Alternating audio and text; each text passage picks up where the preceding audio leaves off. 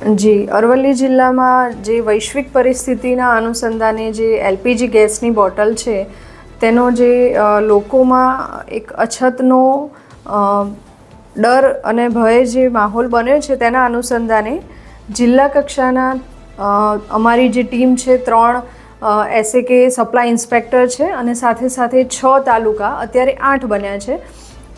એટલે 8 તાલુકાના 8 મામલતદાર સાથેના તેમની ટીમ દરેક એજન્સી તાલુકામાં આપણા જિલ્લામાં 18 એજન્સી ડિસ્ટ્રીબ્યુટર છે, 3 એજન્સી HPCL, BPCL અને IOCL ત્રણેયના થઈને 18 ડિસ્ટ્રીબ્યુટર છે. તે 18 જગ્યાએ ઇન્સ્પેક્શન ચાલી રહ્યું છે અને 2 દિવસની અંદર સંપૂર્ણ તપાસ થઈ જશે.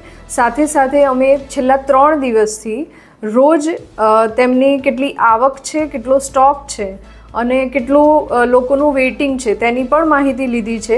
તેના રિઝલ્ટને જોઈને કોઈ પણ અછત નથી અને પૂરતો જથ્થો આપણા જિલ્લામાં અત્યારે પણ છે અને રોજે રોજ આવક થઈ રહી છે.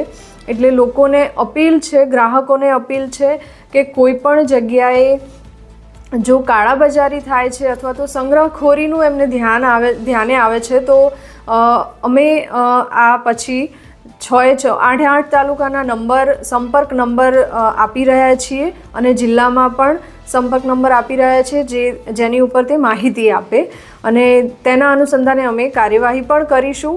પણ હાલની પરિસ્થિતિ એકદમ સારી છે અને કોઈ પણ અછતનો પ્રશ્ન નથી, એટલે કોઈ પેનિક ના થવું તેનો અનુરોધ છે સૌ. ગાઈડલાઈન શું છે આની?